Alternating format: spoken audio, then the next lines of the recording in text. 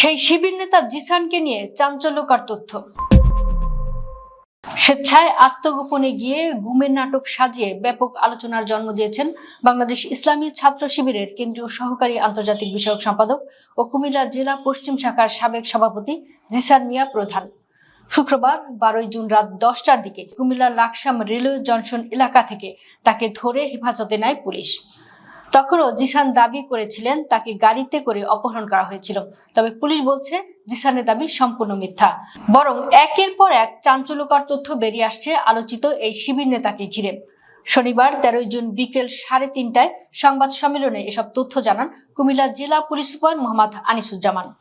তিনি জানান, ইসলামী ছাত্র শিবিরের কেন্দ্রীয় সহকারী আন্তর্জাতিক সম্পাদক ও কুমিল্লা জেলা পশ্চিম শাখার সাবেক সভাপতি জিসান মিয়া প্রধান 25 বছর বয়সী এক নারীকে বিয়ের প্রলোভনে ধর্ষণ করেছেন।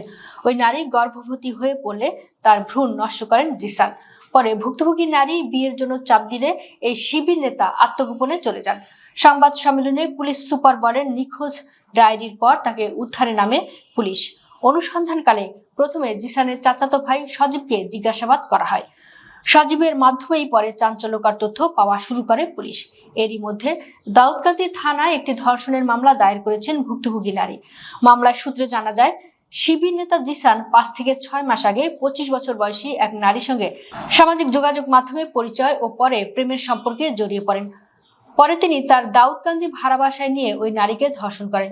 গত 20 মে সবশেষ নারীকে ধর্ষণ করা হয়। এর ফলে গর্ভবতী হয়ে পড়েন ওই নারী।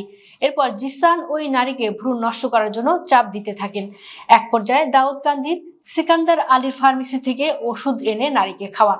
এরপর 2 থেকে 3 দিন পর বাচ্চা নষ্ট হওয়ার ফলে নারীর প্রচন্ড রক্তক্ষরণ আরম্ভ হলে ভুক্তভোগী নারী জিসানের চাচাতো ভাই সজীবকে বিষয়টি জানান।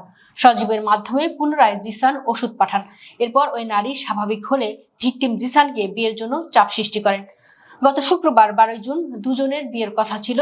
এই বিয়ে এড়াতেই গত বৃহস্পতিবার 11 জুন রাত 8টার পর জিসান নিজেই আত্মগোপন করে চাচাতো ভাই রাসেলের মাধ্যমে দাউদকান্দি থানায় জিডি করান। পরবর্তীতে শুক্রবার 12 জুন রাতে লাকসাম থেকে স্থানীয় লোকজন ও পুলিশের মাধ্যমে আত্মগোপনে থাকা জিসান প্রধানকে খুঁজে বের করা হয়। সংবাদ সম্মেলনে জানানো হয়, ভুক্তভোগী নারীর করা মামলায় জিসানকে গ্রেপ্তার দেখানো হয়েছে। পুলিশ সুপার জানান, মূলত ভুক্তভোগী নারীর অভিযোগ আমলে নিয়ে বিষয়টি তদন্ত করা হচ্ছে। তদন্ত শেষ হলে পুরো ঘটনার রহস্য এবং বিস্তারিত আরো জানানো হবে। প্রসঙ্গত, কুমিল্লার দাউদকান্দি থানায় ধর্ষণ মামলায় গ্রেফতার বাংলাদেশ ইসলামী ছাত্র শিবিরের সহকারী আন্তর্জাতিক বিষয়ক সম্পাদক এবং কুমিল্লা জেলা পশ্চিম শাখার সাবেক সভাপতি মোহাম্মদ জিসান আহমেদ প্রধানকে সংগঠন থেকে বহিষ্কার করা হয়েছে। প্রেমের সম্পর্ক প্রাথমিকভাবে প্রমাণিত হওয়ায় শনিবার 13 জুন এই সিদ্ধান্তের কথা জানায় সংগঠনটি। শনিবার 13 জুন সামাজিক যোগাযোগ মাধ্যম ফেসবুকে দেওয়া এক বিবৃতিতে ছাত্র শিবিরের কেন্দ্রীয় প্রচার সম্পাদক SM ফরহাদ জানান, অভিযুক্ত জিসান আহমেদের সঙ্গে ভুক্তভোগী নারীর প্রেমের সম্পর্কের প্রাথমিক সত্যতা পাওয়া গেছে।